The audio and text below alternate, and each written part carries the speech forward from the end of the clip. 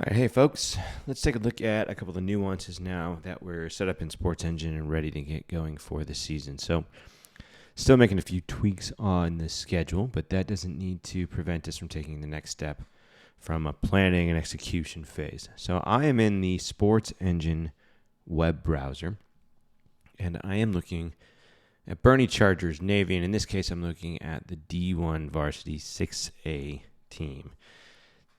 This could be any team. Every one of your teams will look the exact same. So if you go to sportsengine.com and a web browser like I have here, you're going to see a view that looks like this. You'll see a schedule, and you should see all of the games for your team.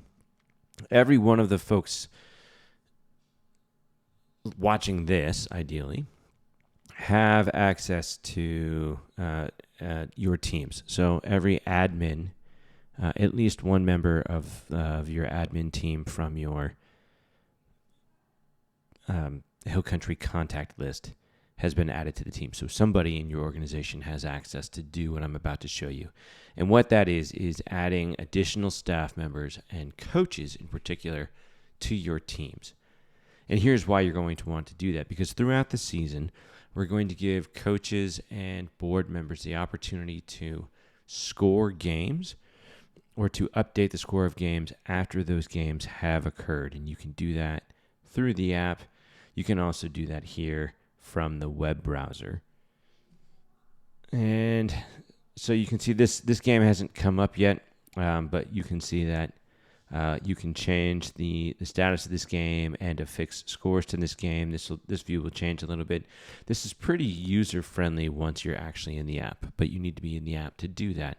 And so the way you're going to add staff to your different teams is you're going to first navigate to the team, and then you're going to go to roster. Now, again, at least one person in your organization has access to this. If it's not you, it's somebody else. And all you need to do, that person has admin privileges. And so when they come here to their roster, you'll see that you have no players, but you do have staff.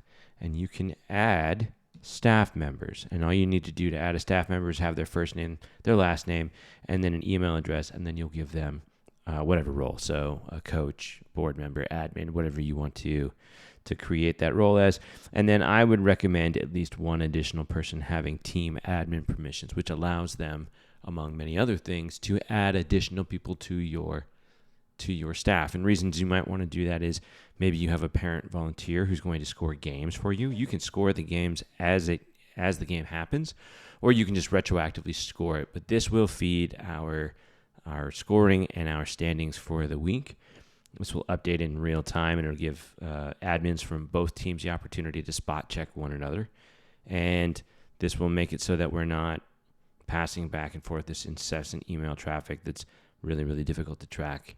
Just update a spreadsheet. This will update on the website in the standings. So that's why you want to do this. This is what this looks like on the website.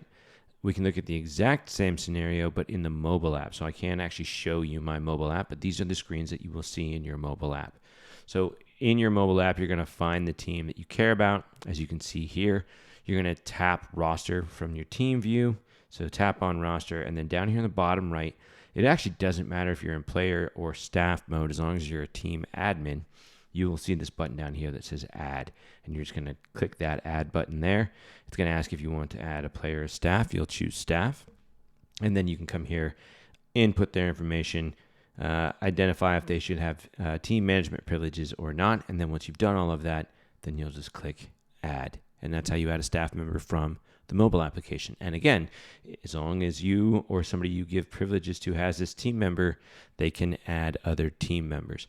Now, there is a nuance here, and it revolves around our rosters. The future vision here, and the hope for this year even, was that if we look at, I'm looking at the wrong organization. Give me 1 second here.